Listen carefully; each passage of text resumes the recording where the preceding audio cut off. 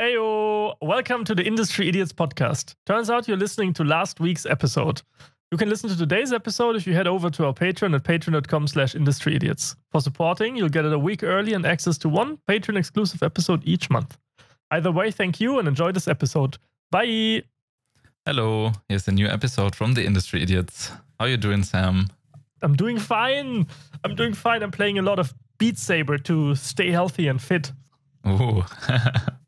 You already managed to try to force me to send me your, the song list so you can get competitive in that game as well. Like every game you start playing. Yes, this will never change.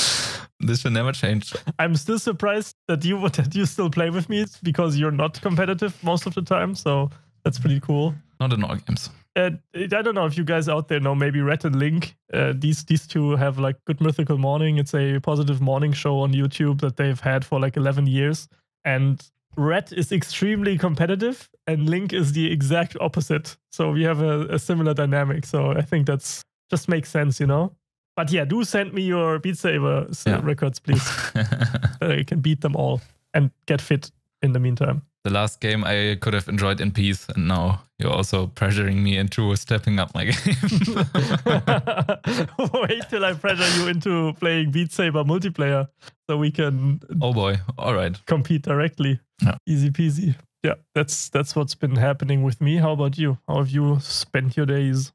I'm fully recovered and relaxed from just having like time off vacation and now super energized again after a couple of days off, meeting some friends back home. Oh. And yeah, haven't spent much time with like gaming at all in the last week, I think. The last thing I did was actually being in VR and trying out Tilt Brush. Have you tried that one? Yes, I have. It's cool.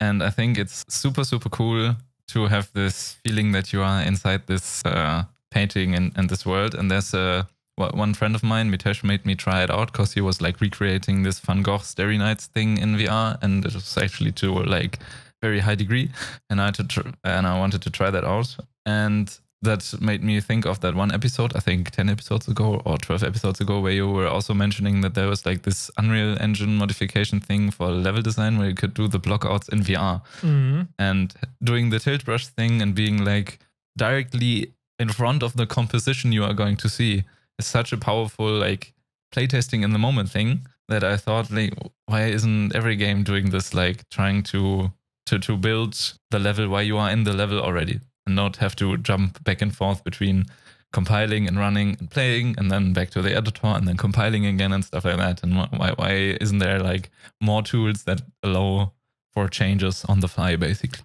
So yeah, that is what I have been like the last thing I was thinking about the past week. It's a cool thought too. We have to be aware of, because I ask myself this all the time, especially when I look at things like Oculus Medium. Oculus Medium is a 3D modeling program or sculpting program that is also in VR. And I've seen a couple concept artist friends of mine use it for their professional work. Mm-hmm. So they're building their concept art pieces 40% in Oculus Medium. Like they make the brushes in 3D, they make the skulls and algae and whatever they need, wood they make on VR, put it together in VR while they're in the room, and then they export that to Modo or to Substance Designer, Substance Painter, and they texture it, and then they render it out with Octane or Eve or something, or Eevee. And then the final 5% are in Photoshop. And that's an interesting workflow. I mean, if you think about concept artists like 10 years ago, that was just 90% painting and sketching digitally in Photoshop. Mm-hmm. And now people are going with these crazy workflows. And what my point was that while these are all used and these are all super cool, I think when it comes to level design and why it's less used for level design is because when you build a level in virtual reality, the scale that you feel it as, like you build tighter, compacter, smaller levels. Oh yeah. Because in VR, you explore in an entirely different pace, right? Than in pancake games. True. Yes, that's one big difference, of course. But for VR games, you should definitely like try to force the designers to be as much in the space as possible, which of course is probably already happening. So nothing new for the people who actually already designed for VR, I guess. Yeah. So the big happening, PS5 reveal, they showed the console. They showed a bunch of games. The internet is exploding because it looks like a Wi-Fi router, which it does. But I love it. I think it looks great. Because it looks very futuristic. I read a quote about it, and I think it's spot on. Somebody's like said that the console looks like somebody in 2005 said this is how console's gonna look like in 2020, and it's exactly the way it's looking like. And it has to be like, we have to see if it can like stand the test of time. And in 5 years, we still think that's futuristic and modern and not hated. I think it looks normal. I think it looks great. I think they went for a white design. It's cool. It has round shapes instead of a square. I mean, there's nothing futuristic really about it. It doesn't have any hexagons or crazy sci-fi shit or LEDs or anything. It just looks like something out of Portal. I think they could have gone crazier. I like it. It's nice. It's white. It's cool. It's sleek. But, it's like, I don't feel the hate because of the Wi-Fi router, but I also don't feel the, oh my god, it's so futuristic. It's just a console, It's just a white, sleek, nice-looking box. I saw a lot of people complain about that they showed the white version first, but I'm 100% sure they're gonna make a black version as well. Yeah, for sure. So no reason to escalate because it's only white for now. I like that they're headlining the white one though. Why not? It's kind of sleek, a little Apple-ish. I don't know, feels like that. Funnily enough, Apple is now, I think Apple's favorite or most sold color is now the space gray. So maybe they reversed, they swapped sides. Ooh. Yeah, you see? Okay, I see. I love the entire lineup. I also love for everyone, for reference out there, guys, I am a PC gamer to heart. I have I do build custom water-cooled loops myself, like melting the glass over open flame so I can bend the tubes made out of glass or this PVC material in shape so they fit perfectly. Hard tubing enthusiast. I'm very much deep into the PC bubble and the PC gaming bubble. And I do love my refresh rate. And we've talked about this before on the podcast that I prefer refresh rate over resolution any day. And before they give me 4K or 5K or 6K resolution on the consoles, please give me over 100 hertz and I'll be happy. And what I want to say is, even I, as someone who has reserved himself mostly since the adult years of his life for PC gaming, I might be, I might buy one. It looks really cool. All the peripherals look cool. And of course, some of the announced games, oh boy. Do you have a high point in price? How much you would be willing to pay for what you've seen? Because they haven't announced the price yet, which they're probably going to announce later on, but yeah. Honestly, it comes out next December, or this December, and depends on my position by then and how I fare inside of my company or in another company, who knows, and what my salary is. But if you would just tell me, pretend like you have infinite cash at the ready, I would say max I would spend is 600. Okay, yeah, that sounds reasonable actually. Because they're also offering two variants of it, the one with a disc and the one without having a disc thing. How do you say it? A drive? Which one would you buy? Well, what do you think? Because I rarely buy games physically anymore, so I'd probably buy the smaller and sleeker one. Same. Which kind of looks a little bit more symmetrical as well. The other one has this disc thing on the side and looks a little bit asymmetrical in its shape. So I think purely from a fashion perspective, I like the purely digital one a little bit more. And yeah, well, we'll see. Yeah, one thing you can't do if you buy the, of course, digital only thing is play the games of somebody else and rent games, because you don't have a thing where you could put the discs in. So you can still rent games? I thought they were all DRM proof. No, that was one of the main arguments why Sony, there was even this viral video where Sony made how to share games on PS4. And it's 14 seconds long, where I think Shuhei Yoshida hands over a disc to things and they made a tutorial video out of it. It's step 1, hand over the disc and done. Oh, that's cool.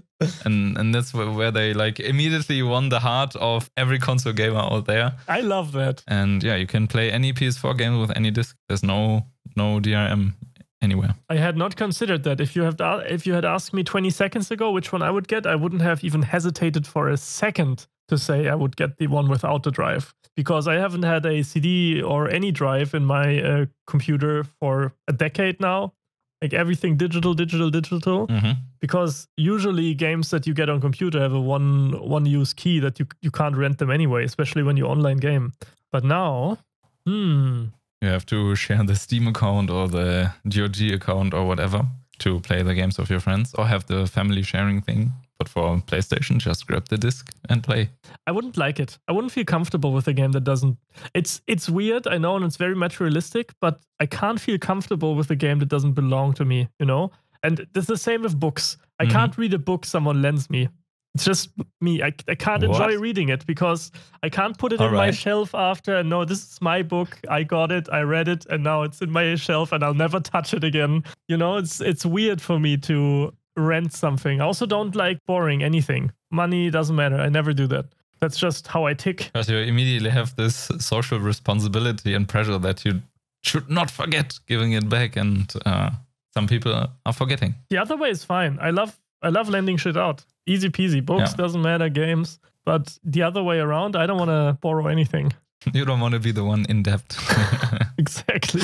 That's probably the phenomenon. The goal, having as many people as possible in debt with you. Sven's master like plan. A loan shark. Well, maybe we should go through the announcements or the games that were announced. Yeah, for sure. Maybe let's just say our favorites first, and I'm just gonna moderate us through the all the games that were announced. So Sven, go ahead. Hit me with your favorite two. Okay, my favorite one is not one of the big ones. Favorite two. Favorite two. First one is Kena Bridge of something. I forgot the full name, but I remember it as Kena, the one that exactly looks like it could have been like a playable Pixar movie. Yeah, Pixar movie, the animation, the movie, the game. Yeah.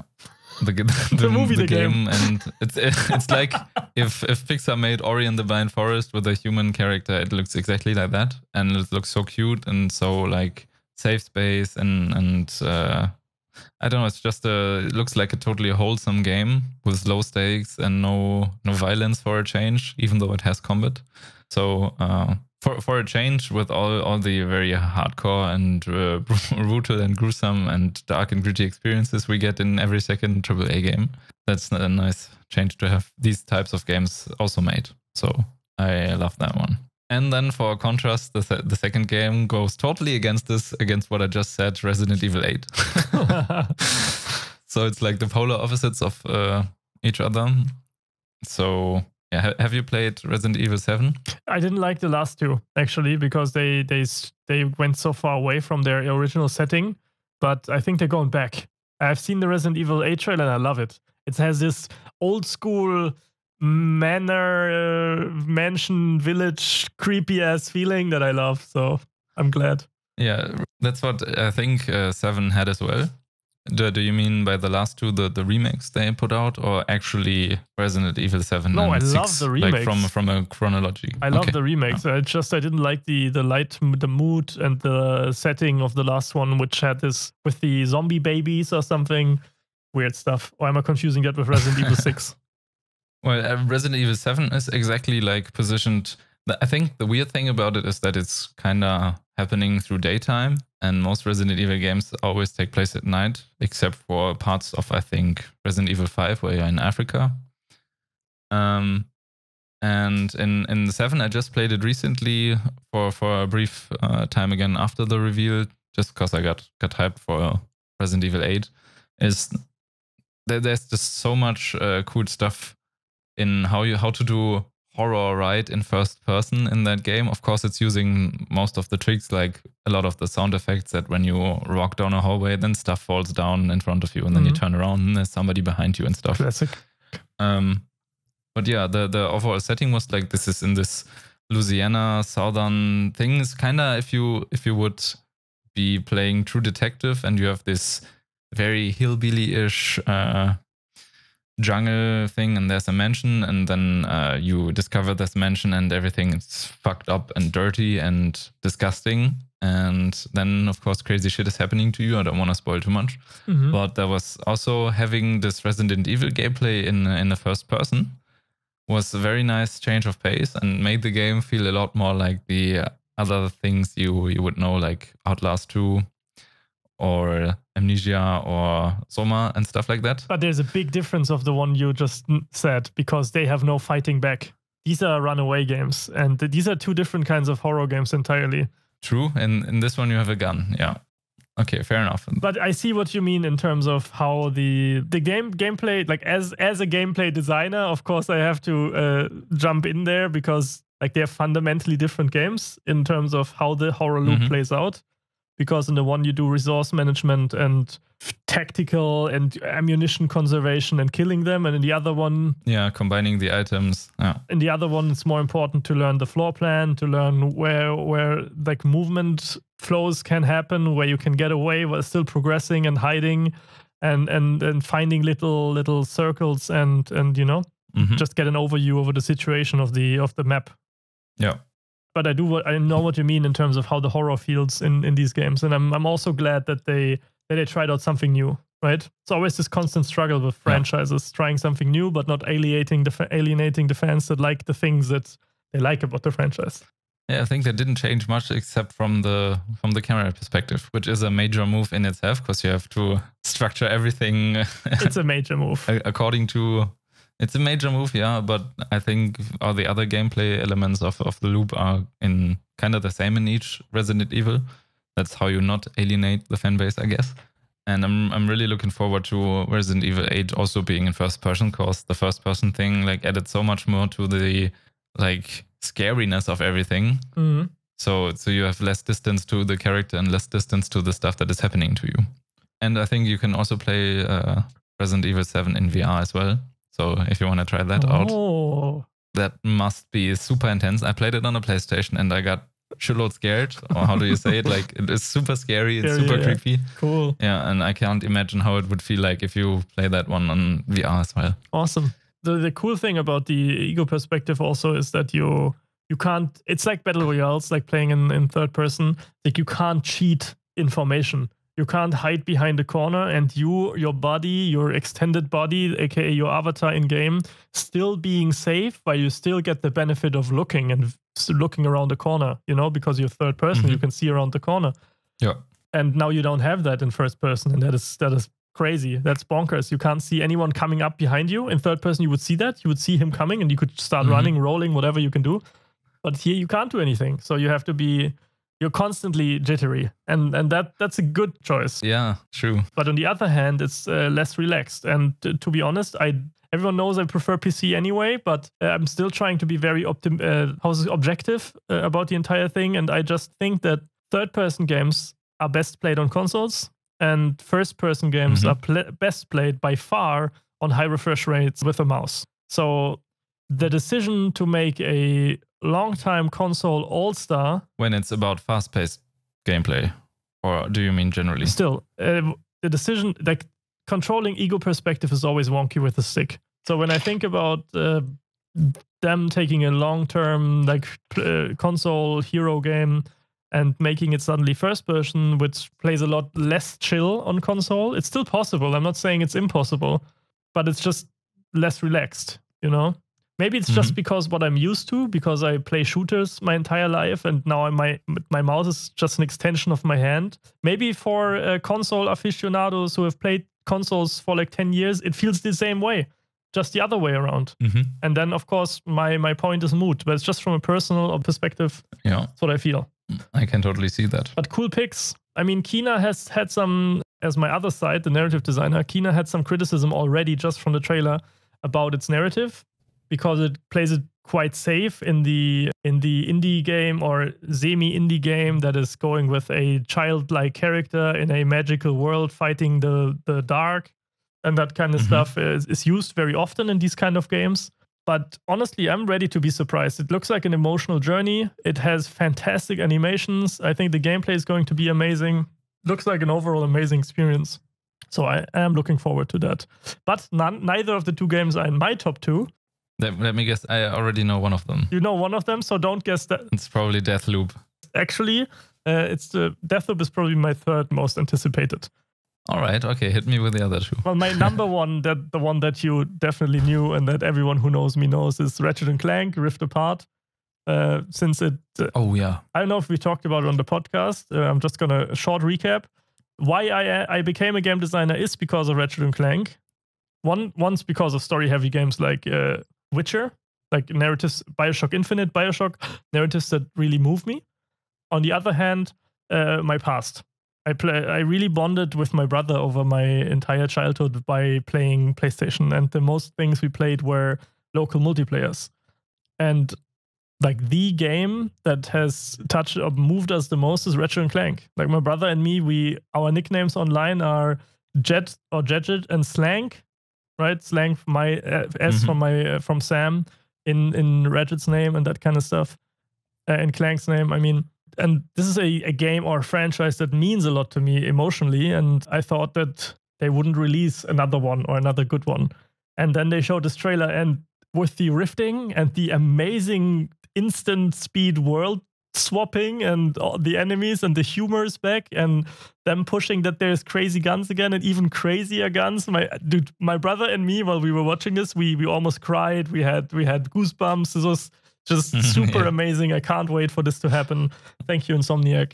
And then Demon's Souls. Before we move on to Demon's Souls, I just want to comment on Ratchet and Clank. I think that was one of the, while it was of course not going for a realistic style, I think that was one of the demos that were like technically most impressive. Yeah, agreed. Because there was so much going on, like such a high level of detail with all the VFX and the particles and stuff. So many particles, dude. And it looked like so alive.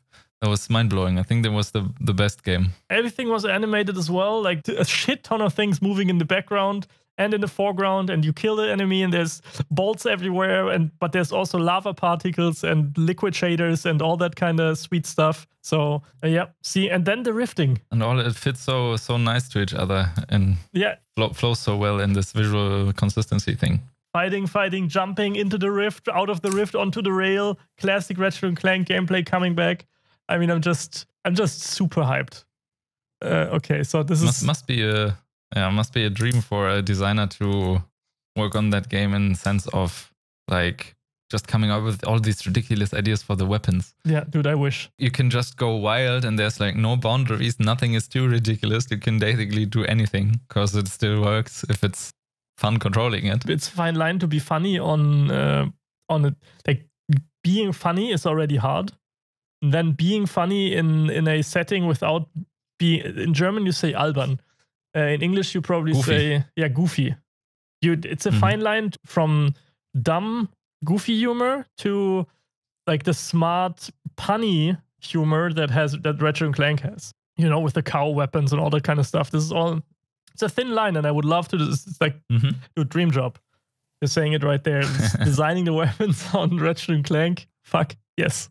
Amazing. Okay, it's all right. What's the second pick? Demon's Souls. You know me, hardcore Dark Souls fan since the inception of the franchise or series. I played the original Demon's Souls, but only a little bit because it was too clunky for me, and I don't know. It's just I was already used to Dark Souls, and so I cannot wait. Since the company who does this remaster, it's officially a remaster.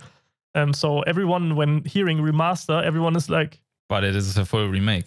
That's the thing. It's officially called the remaster, and everyone hearing it is immediately in panic mode, because a remaster, for everyone who doesn't know, means that they're taking everything and they're just, improving textures and improving visual fidelity.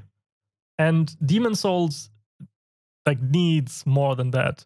So I researched a little bit, and I found out that the company who is behind this remaster is, I think they're called Bluepoint. Bluepoint, thank you, yes. And that's the company behind the Shadow of the Colossus remaster, which was also a full remake. So the speculations, or they're not really speculations, it's pretty much sure now, is that the game is getting a proper remake. So this is, and you see it on the screenshots, you see it in the videos, it's fucking amazing. And I cannot wait. This is exactly my setting. Either feel good, positive Ratchet and Clank, or super dark, occult, end of the world feel. This is perfect. These are the two perfect games for me. I cannot wait. There you go. So a similar range to what I was picking, like one lighthearted thing and one very dark thing. And then you have a nice contrast in what you can play. Yeah, but for sure, the Demon's Souls thing, I haven't played Demon's Souls, but could have also been Bluehole, but it's Bluepoint. What was Bluehole? Bluepoint was Bluehole? Bluehole was Terra, I think, the MMO, I think. I'm not sure. I could be way off. What was PUBG? PUBG Corp. Tencent is publisher of PUBG, I think, by now. I'm not sure. No, Bluehole is PUBG. Bluehole is PUBG. Okay. And Terra. Okay, both. Never mind then. It's a game union from South Korea. Krafton Game Union. South Korean video game holding company based in Seongnam. Was founded by Bluehole on 5th December. Okay, so it is a subsidiary of them. Okay. All right. It was okay. Bluehole Inc. was or is a South Korean development studio. There you go. That's what Google says. And we trust the mighty overlord Google, of course. Yeah. There's nothing wrong on the internet. Nothing. No way. Ever. No. Nothing. So that's pretty cool. Yeah. But to finish off the point, I was trying to make, there was this Shadow of the Colossus remake thing part of PS Plus some months back, and I tried it out. And from what I've seen, like comparison videos of the original, haven't played the original, it was a very, very faithful remake, and it got like really good receptions of how faithful it was, and then exactly it's generally enhanced the original thing. And if they're doing the same thing for Demon's Souls, of course, then a lot of fans will be probably very happy. Yeah, that's including you. That's why I'm so hyped. I did a lot of research before this. That with the full power of 1,000 gamer tears, if it isn't good. That's how I did this research, and I'm very. I know it's hard, and I know this. It's a huge challenge because making sequels and making remakes is stressful because you're under a lot of pressure. You don't want to disappoint the fans. And expectations from fans. Expectations are incredibly high, and you don't want to disappoint. But on the other hand, you need to change some things. There's systems in the game that don't really work anymore, and these need change. But diehard fans might be mad at them for changing them, but they do need change. So we got to see. I'm placing my full trust in them that they're going to do a great job. What was I actually have it not present, but what was like the main gameplay difference between Demon's Souls and Dark Souls back in the day? There was something with there wasn't the Estus flask in Demon's Souls, I think. So something like that had like the biggest gameplay impact from where the change was. I know that this was like more like a first prototype experience in Demon's Souls to like test the formula of Dark Souls, and they perfected it in Dark Souls with having all the systems refined and stuff. But like the one major difference why Demon's Souls wasn't as successful as Dark Souls, I think it for sure has to do with the Estus flask. And I'm not sure if they had the fire shrines thing. There's a difference in terms of how the world is constructed. The world, how we all love it in Dark Souls, is very much, it's different areas that connect directly into each other. So we have huge areas that have 2 to 6 exits that lead into other areas. And these other areas, again, have 2 to 6 exits, thus constructing the whole world through going all the areas. In Demon's Souls, as far as I remember, it was a hub world that led into everything. So it's a very centralistic and old school approach to level design. And then also the pace of Demon's Souls was quicker because the movement speed of everything, including the character, the enemies, was higher. That's what I remember. And something about, I do not remember how this is called. So does that mean it was less tactical when it was faster and more reaction based? I don't think Dark Souls is technical or strategic or tactical. It's more of a, I always like to say it's a rhythm game because you need to learn boss patterns and you need to be in rhythm. And I would just say, to be honest, Dark Souls is just an expansion of Demon's Souls. Dark Souls is just a map pack. That's what we used to say back in the day. It's just a map pack for Demon's Souls. That's a little bit easier than the original. So Demon's Souls is just generally considered a little bit harder than Dark Souls is. Even though Dark Souls is... So it was even more unforgiving. Yeah, okay, I didn't know that. I can't wait. This is going to be amazing. There's some system, and unfortunately I forgot the name. It's what I just mentioned. There was something in Dark Souls 2, I think, called Poise? I have no idea. Haven't played the second. The strength of one's constitution or whatever, and that kind of thing. Every Dark Souls has a system like that, and so did Demon's Souls. I forgot what it was named, and it was terrible. It didn't work at all, and it wasn't terrible per se, but it was not to be understood by the player. Like no matter how much research you did or how much you looked into the game or tried to understand how it works, you couldn't understand how it works. It's so illogical how the system works, and so if it's affecting gameplay a lot. It's like imagine you don't know what armor is and how armor systems work in games, and you had no idea of understanding how it works. So it more or less had like more of a terrible overall UX of controlling the game and getting understanding like the game. feedback you need, understanding the game. I would say understanding game on the systems level. Imagine you pick up an armor and it looks like a huge, insane armor and it doesn't shield you at all, but it doesn't tell you that this armor doesn't shield you at all. This is how this system felt, but I don't remember the system. Some kind of miscommunication going on there between what you see and what you feel. Yeah. This is just not easy to explain, but I'm sure it will be amazing that the rework. So I can't wait. There you go. So what other games were there? I mean, this were just 4 of the many announced games, and some of the highlights. There were like 20 or 25. I don't know. I mean, some of the highlights, of course, one that you already mentioned by one of my favorite studios in the world is Deathloop from Arcane, right? And they are well known. Such a unique concept.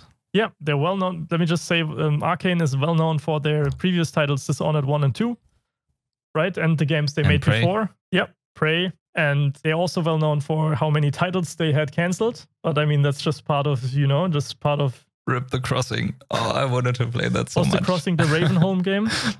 No, the Crossing was this asymmetrical Templars versus Rebellion thing in this. That had the Dark Souls multiplayer, where you could drop into other people's campaigns and take over enemies. Basically, yeah. So cool. Such a cool idea. I'm still mad at this. Yeah. But honestly, I'm more sad about the Ravenholm standalone. That as well. Damn, dude. Well, it's a great studio, and they made a lot of cool games, and they are part of Bethesda now, or have been for a couple of years. And they're making Deathloop. You are an assassin trapped in a time loop with other assassins. And just picturing this elevator pitch, how it unfolds, even if you haven't seen the trailer, you imagine the first run through where you come in, you kill your target, and that's it, you go back. And you did it. And then another assassin comes into this time loop and stops your version of that time loop from killing your target.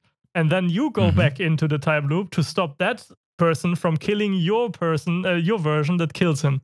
So I can really picture the complex structures that we're gonna run into. I 100% can feel that they're going for this learn something every loop type of gameplay, that you play one loop and you fail, but you discovered something which will help you go another route or take another approach in the next loop. And each loop you are trying, you are of course confronted with this boss enemy. I don't know how to say it. But for sure, I always like these types of games, similarly to what this very cute indie gem Minute does, where your life is only, it's like a black and white pixel game for people who haven't heard about it, and it's very low graphic and very minimalistic, and you basically are only alive for a minute. And this is kind of like an open world thing, so you only have a minute to progress through the world and get new intel about where to go next and which quest to do next and which item to pick up and stuff like that. And each loop you get smarter, and that's such a cool idea and such a cool gameplay loop, which of course requires you to play in a way that you have to give so much attention to the game, not play it on the side, and be way more engaged to it overall.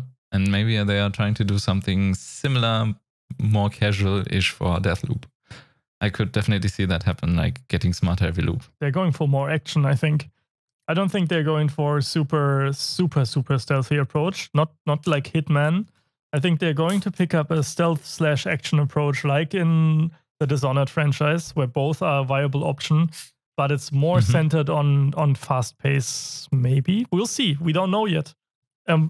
I certainly, one of my favorite movies of all time is Groundhog Day. So I am certainly looking forward to this game. There you go. Yeah, for sure. Okay, next title. It's a sequel to a well-loved console exclusive with weird animals made from robots, and it's Horizon 2. Forbidden West, or what was the subtitle? I think it was Forbidden West. Yeah, pretty sure. Maybe you go on about that, because I'm not in. I have no attachment with the franchise. I also have no attachment to the franchise as well. It was for sure the graphically similar to Ratchet and Clank, the second most impressive demo they had for the next generation. Everything looked very good and very polished, of course, and very high detailed. And as for the first game, I tried to play it multiple times, but it never really stuck with me. I can't exactly say why, because overall the world design is very fantastic, very cool, very intriguing. But that wasn't kind of enough to keep me going in that game. Maybe that's because I'm not into as much open world recently. Because you always have this feeling like there's so much to do, you can't see everything, you're missing half of the stuff if you not explore every corner. And if you explore every corner, you completely throw over the pacing of the whole game. And I'm more of the guy who is mostly in the game, let's say, at least half of the experience I get from games is the story. And when there's so much traveling going on in the game and getting from A to B, and let's put it in quotation things, wasting time traveling through the world and not having a tightly knit gameplay. The collective grasp of everyone listening. The collective grasp, yeah. I'm not sure. For some games, I actually enjoy doing that. For example, Witcher 3. That was one of the open world games I enjoyed very much, as well as Skyrim. I also want to bring an example. Yeah, for sure. You could say that your argument of traveling being wasted space and being wasted time is just take that statement as is, and then also games like Witcher and Skyrim would fall in that category. But one game who was able to get out of that and not drop the narrative while doing it is the new God of War, right? Because on the boat passages, you have a lot of important character development. Oh, yeah. With your son, right? Mm-hmm. So they try to do a lot of dialogue pieces while you are traveling, and there's almost none of that in Horizon. You don't have as much NPCs on. I don't think you don't even have an NPC as a sidekick at any point in the game, which is good. I prefer that. Yeah, mostly you're on your own. I mean, the combat is fun with the bow and all the abilities you can have, and also in the melee combat. And there's so many systems you can invest time in if you want, as well with the crafting and collecting stuff and the resource management and stuff like that. But I can't really pinpoint the reason why I didn't. I gave it 3 or 4 tries by now, but I still haven't found myself getting back to it more frequently. And I think one of the major things that stopped me from it was that the cutscenes and dialogues felt kinda artificial and disconnected from the open world. There was this. You always have this hubs and cities where you have to go as your main character and get quests and stuff. Mm-hmm. And it's very, how do you say, critic on a high level ish. I'm not sure. You are approaching NPCs from the wrong direction, and then you have a cut, but your character approaches the NPC you want to talk to from 100 degrees on the other direction, and destroys this. Okay, no matter from which direction I approach this NPC to talk to, you always have this pre-rendered-ish, it felt pre-rendered dialogues. And I don't know, it threw out a little bit of the immersion for me. Well, that's all. Yeah, okay. I mean, that's fair criticism. That's also a huge part of personal preference, right? Yeah, that's purely subjective. From objective standpoint, the game does everything right, I'd say. Yeah. But somehow it didn't connect with me. Sometimes that happens, easy peasy. And same with me, right? I have no personal. Many of my friends are deeply in love with Horizon 2, right? In this case, and we are sitting here and do not really feel the love right now because I haven't played it yet. Maybe the thing is, I always had a problem with mixing robot stuff with normal settings. I can't tell why, but I also, even though Nier Automata's gameplay was amazing, I couldn't enjoy the game because of its setting. I don't like when you mix robot shit with normal shit. And the same is for me with Horizon Zero Dawn. I just cannot get warm or get comfortable with the setting, no matter how gripping or amazing the narrative is. Weird, but okay, I can, yeah. I can definitely see that. I just remembered one huge factor which I can now say why I didn't enjoy as much. Maybe just because I'm stupid and didn't find the control where to toggle that on. But I didn't find an option where you can focus the camera on your enemies. So you always had to like readjust your camera as well, I lost constantly track of where my enemies were and got quickly overwhelmed. So it was very difficult to me. And when you are relying on having your camera like twitch around all the time and look so much, then you can notice the frame rate, and then it feels very not clunky. That would be too harsh, but also not as fluid as it could be. And I had a very hard time in the combat to keep myself oriented in the space where I was, and constantly got lost in, okay, where are the enemies now? And yeah, that was maybe one of the reasons why I struggled with the game. But maybe there is an option which I didn't find, that you can, like similarly to maybe let's say Dark Souls or Sekiro, that you can center the camera on the enemy and stay focused on the one-on-one situation. There's only a tiny version of that. That is, if you just Googled, if you press R2 and use your focus, then you can tag enemies for their relative position, but it does not have an effect on your camera's movement. So while it does mark them, it does not like adjust your camera. So it's like spotting? Something like that, yeah. Exactly. Oh yeah, and that's what I mean with the console and console. Just sorry, not console. Just let's just say it's remove all the console, PCs, handheld, whatever games that are played with a controller and games that are played with mouse. To make the controller feel smooth, you just need so many extra systems like auto aim and camera drag and auto lock on and all these kind of things. Oh yeah, it doesn't have auto aim. That's also one reason. Yeah, if you have these things, it feels amazing, right? And it feels great and it feels chill. And sometimes you even prefer playing a controller game over a game with mouse that way, because you can relax, sit on your couch and enjoy. But when these systems are missing, they need to be there. And if they aren't, then you will have an unpleasant experience. And like you had with Horizon, which probably isn't, I don't know, not many people have had that same problem, maybe. I mean, I'm seeing like... I'm for sure in the minority. I'm seeing 50 threads here asking on Reddit if there's an option to lock onto cameras, onto enemies in Horizon Zero Dawn. So there is more people. Okay, I'm not the only one having that problem, at least. Yeah. And what I've heard as well is that the field of view is really tiny in Horizon Zero Dawn. And these are just... Oh, yes. These are limitations put onto the game by the hardware. Right, and this is not a diss. I will probably get the PS5, and I can't wait. And honestly, it just needs to happen that the hardware gets better. Hardware gets more powerful, and I think it's finally happening. But I don't want to play Call of Duty with 60 field of view. I just don't. I'm playing Call of Duty with 120 field of view. I see double as much as any console gamer. This sucks. When I'm over at my friend's place and we play Call of Duty on his console, then it always feels like I'm wearing the things that horses wear when they're running, right? So don't get startled. Scheuklappen. Scheuklappen in German.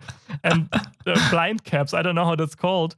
And it's just something that no console player should have to deal with. They should be able to adjust their field of view. They should be able to turn auto aim on and off, this kind of stuff. And every console player deserves these options, but currently, still with the old generation, it's technically not possible to make that happen.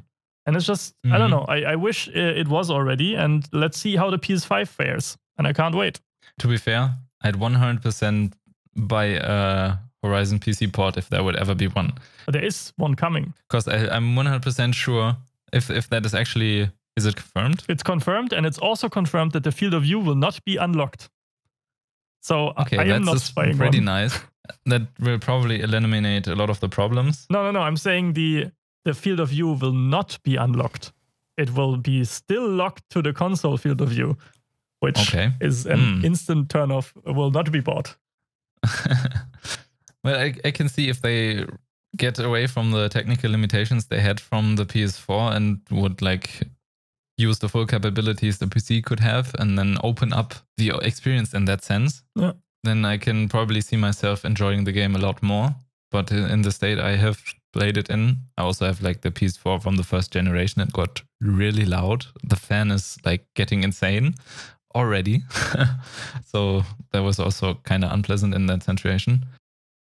Maybe they also do a remaster for PS5 then, and then also some technical problems get eliminated. I'm not saying the game is like in a horrible technical condition in any way. No, for sure not, no. But like this very minimal pinpointy things that go a long way to like making your experience feel great or not so great. And for me, in that sense, it wasn't as great. Honestly, I just want to enjoy my games on all hardwares.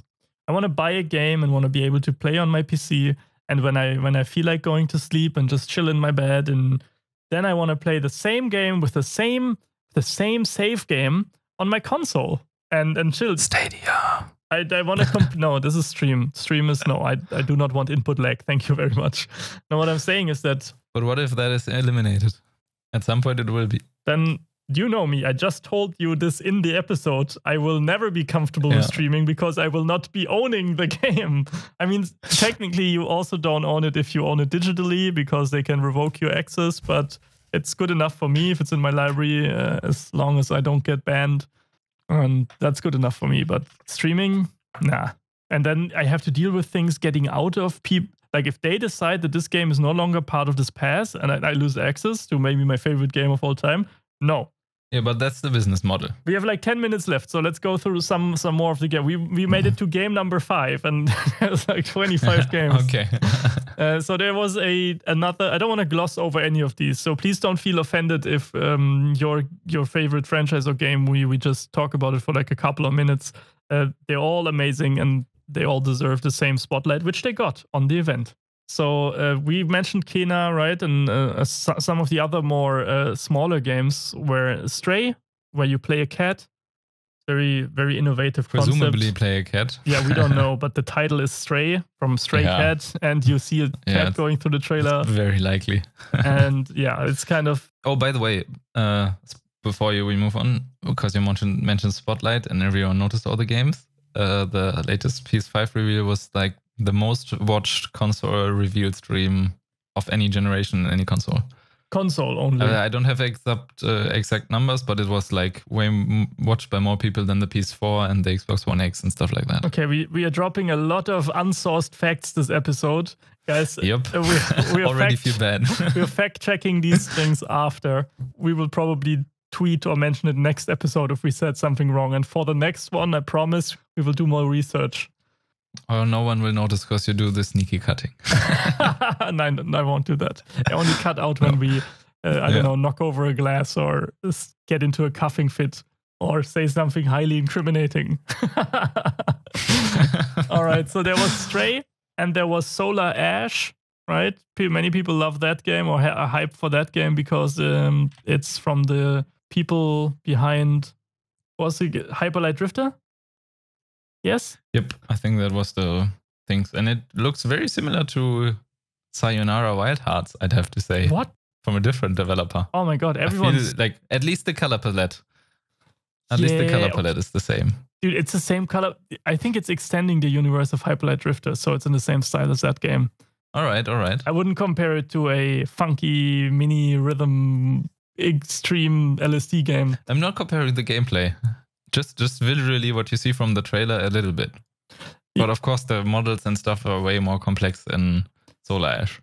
I think Hyper Light Drifter could use some work on the narrative. Carefully said. I love the game, it's very good, but the narrative could have used a little bit more polish.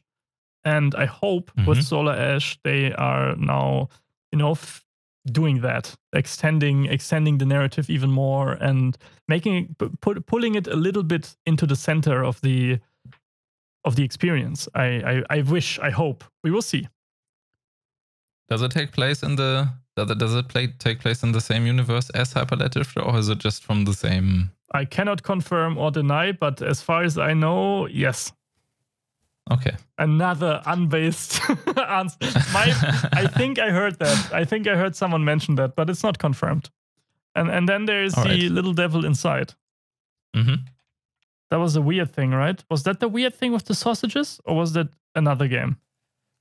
No, I think Little there Devil was the thing Inside with was the- the one with the old man in the cabin, like where the camera always swapped between the old man and then like the normal city. And this orange minion guy, Yeah. the sidekick. Yeah, I think that looked great. But it also looks super cute. Very low poly, I'd say. But I love low poly aesthetic. So Man, that huge cat from that was this huge cat that looked like the cat from Alice in Wonderland. Man, I'm hyped for that game. These all look so unique. I love that they're doing unique things. In Kina, remember the little cute black things, the tiny fluff balls.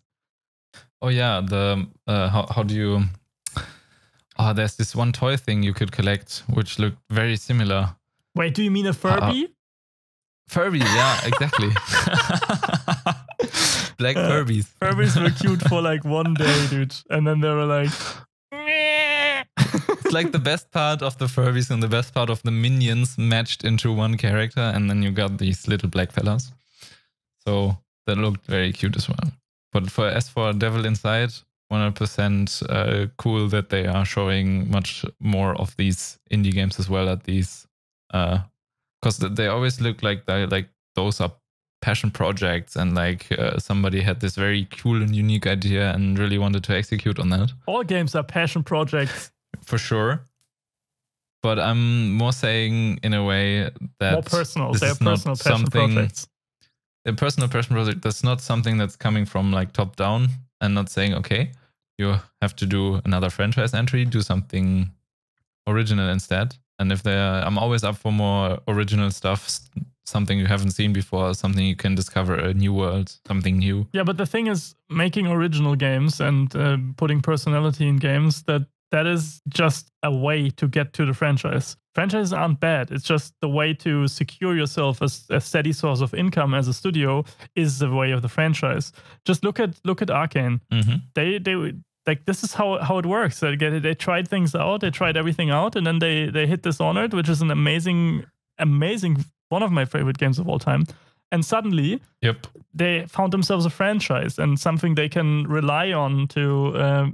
And to be honest, I just watched a video this morning that Micha, hopefully I pronounced his name right, shared on Twitter, where someone goes deep dives why Dishonored 2 is a fantastic sequel, like in terms of all the sequels out there. Mm-hmm. And I think they really delivered on making it a franchise. They took everything that needed to be taken over, that people loved about Dishonored 1, put it in Dishonored 2, and added things without removing things. And I think that's the secret to making a great franchise, where you're still loyal to yourself and to the people supporting you, loving your games, and you're not selling out. Mm-hmm. That's super cool. But let's move on to the other games before we get lost in a discussion again. Yeah, just wanted to also clarify that I'm not saying franchising is bad, but I want to experience new stuff in each iteration and not stagnating. Course. That's what I mean. So original new stuff is cool. In an ideal world, every studio would work on, and they are doing that. That's why franchise exists. Every studio would be working on multiple projects, with some of them being franchise projects, so they can make future plan for the probable income these franchises will bring based on old numbers, and they can allocate that budget into more risky new IPs, right? Because new IPs can fail. Mm-hmm. And so that's super interesting in terms of the business standpoint of making games. And then there was Ghostwire Tokyo, which had an amazing E3 presence with that creative director who was so quirky and funny, and everyone loved her. And was she the creative director? I think she was. She was, and then left. Ikumi Nakamura. Yeah, and unfortunately she moved on from the company shortly after. But the game, I mean, it looks funky as hell, Ghostwire Tokyo. Oh yeah, it does. I can't compare it to the last year's presentation, because actually I think I missed that one completely and haven't seen anything of the reveals last year. Super different. Of Ghostwire? Super different? Okay. The original, it's not different in terms of that they, like in Bioshock, where the trailer Infinite was different than what was actually in the game, because they changed art direction a little bit. But I think it's mostly because they just tease a different aspect of the game. Like the original trailer was very spooky and was a CGI trailer, as far as I remember, and showed these gruesome ghosts and monsters from Japanese folklore. And then in the new one, it looked more like a crazy, little bit anime-ish, like ghost hunting thing in Tokyo, and with an entirely different tone, more crazy and wild and in your face. I like both. I'm looking forward to how it turns out. Okay, I can definitely see where the tonal shift maybe came from with the creative director leaving, because the Ikumi Nakamura was working on the Evil Within games before. And those are like this super dark monster and focus, super scary, kind of similar to Resident Evil even. And then she left the... More similar to Silent Hill, maybe. And also to Silent Hill, yeah. Very much in that direction. And then maybe she left and somebody else pushed the vision in some other direction. And now it looks a little more funky compared to what was happening before. Which doesn't have to be a bad thing. We still have to wait and see how the game turns out. I'm definitely interested. It's always love wacky new IPs. And that's or maybe not wacky. Maybe it's just a new IP and it's crazy. We'll see. We'll find out. Yep. And then there, of course, a fan favorite that no one expected, but everyone was loving, is the Spider-Man standalone of Miles Morales. Is that correctly pronounced? Yep. Getting its own Spider-Man game, which is cool as fuck. Indeed. I think there was some confusion because IGN or some guy from Marvel or 2K, not sure, no, from Sony said that it was an expansion for the normal Spider-Man, and then there was like some switcheroo, and now they clarified that it's a complete standalone game. But we're probably like reusing the most of the assets from the original game, because like it's one and a half years since they released Spider-Man. Yeah. So I'm not sure if they're gonna have a game with the same size, but it's super cool to have like Miles Morales as the main character. Well, I love the movie. I mean, it's one of the best animated movies of the last decade, maybe the best, right? You mean Into the Spider-Verse? Yeah, fantastic movie. Holy moly. Even if you don't care about Spider-Man one single bit, even if you hate Spider-Man, go watch that movie. Because it's like the animation qualities, this is groundbreaking, innovative stuff. You have to see this movie. Yeah, they had this style where you can see the inking of the original comic aesthetic and stuff. That was so cool. And they used like this choppy frame thing. It's just super unique, very cool. And an emotional story that was believable and realistic, you know, in today's world. And I hope Insomniac is able to capture that spirit and transport it into the Miles game, while still maintaining the extreme gameplay fun that was brought by the original PlayStation 2 Spider-Man, but also by the new Spider-Man. That is these swinging and enjoying just the gameplay flow of all the mechanics flowing into each other. Did they say they have the Miles Morales game also on PS4, or will it be exclusively on PS5? Because there was this one thing going around Twitter where somebody said that one of the reasons why the swinging felt a little bit slow in PS4 was purely technical reasons. And now I think somebody posted that the swinging and animation and stuff will be a lot faster for PS5, because I just assume they're all PS5 exclusives, to be honest. Unlike the game they started the show with, GTA 5, also coming to PS5. Oh my god. And they're releasing GTA Online as a standalone game. You don't have to own GTA 5. Well, I own the game and I've played it for like 80 hours and I never touched it again 5 years ago. But it's not bad that they're diving into this live service model and the game has evolved. Dude, the game was originally like this. So many content updates. And it had a serious tone. And now it's this crazy stuff. People in burger costumes and flying cars and jetpacks and just crazy stuff. What I'm saying is, it's not bad that they're diving into this, but as I said earlier, please also just give us something new as well, right? And some story DLC, please. Don't give me more DLCs for GTA. Give me something new. Maybe if you can't give me a new IP or a new franchise, which is okay. You mean Rockstar specifically, or yeah.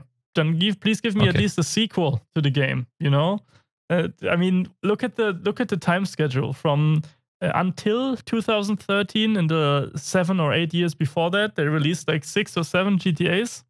And since then, the 7, 8 years to today, they have not released another one but GTA 5. It has been on 3 generations of hardware. Yeah, they're for sure gonna be GTA 6 in 2024 or something, 2023. Well, I guess we'll see. 10 years after. Well, people said that 4 years ago, but here we are. I mean, I'm not hating. It's going great. There's a lot of. They have many players, so please keep doing what you're doing. You're doing well. You're doing great, and you gave us Red Dead Redemption, so that's something.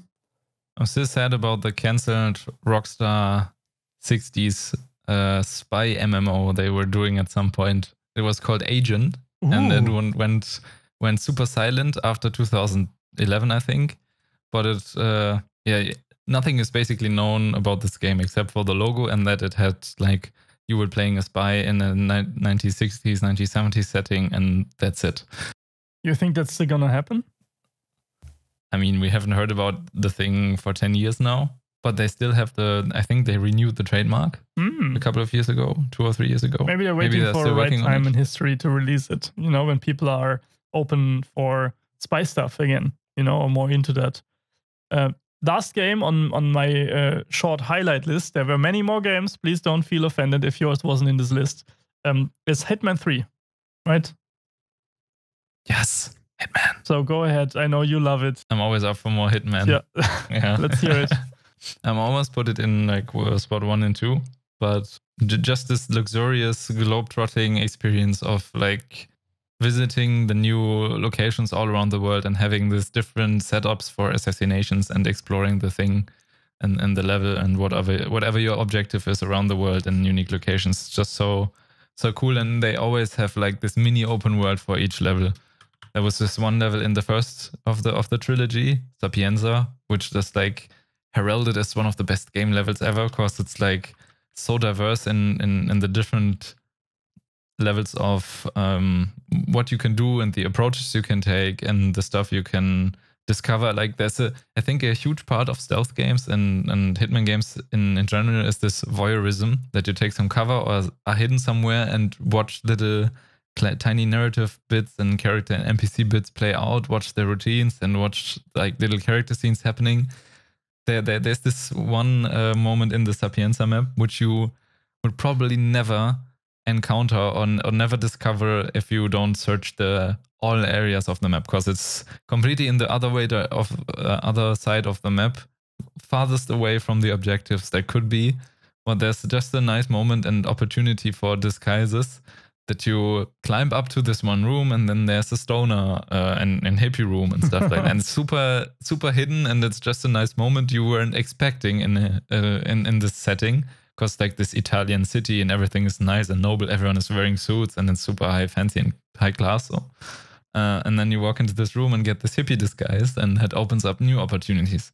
And that example is like, it feels like they put this much care and setup and complexity into every aspect of the map and all the different approaches and stuff. Mm-hmm. So having always this variety of gameplay experiences across different locations and each of the games was fantastic. And I can't wait to have like more levels and more sneaky assassination setups or whatever the mission is going to be in those games.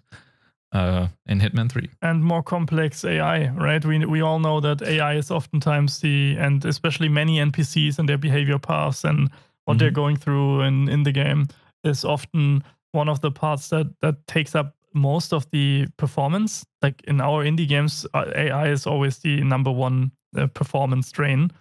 So with new hardware, they might be able to go pretty hard on the AI systems in Hitman 3, giving us the consumers in more immersive experience, right? And a deeper, more complex experience. For sure, yeah. So looking very much forward to a conclusion of the overall Hitman trilogy thing. And also super excited to see what IO will do after Hitman. Because I think they have, in their whole company existence, only have done Hitman games. All the Hitman games. Hitman VR. Hitman VR, that would be interesting. A first-person Hitman where you have to like that could also be very gruesome if you run around and strangle people and stuff and have to murder them. It can be kind of intense. All right. I mean, this uplifting thought to end the episode. Exactly. Next episode, we'll probably come back to the games we've missed and some other of the... Like, there were many game announcements because currently the Summer Game Fest is going on. We always try to go a little bit into the design aspect of these game announcements as well. And I don't know, everything that's related to the design aspect of these titles. And there has been more conventions than just the PlayStation announcement event. There was the Wholesome convention. There was Expo. There were a lot of like announcement-strong events, announcement-heavy events, and there's some gems in there in terms of games that we wanna look at and talk about maybe next episode. So thank you for listening. And there will also be EA Play and the Guerrilla Collective thing and Ubisoft Forward in a couple of weeks, and the Cyberpunk Nightfire thing. So a bunch of stuff to dig through. Exactly. Be prepared for a lot of hype and a lot of talking about new upcoming stuff inside of our exciting industry.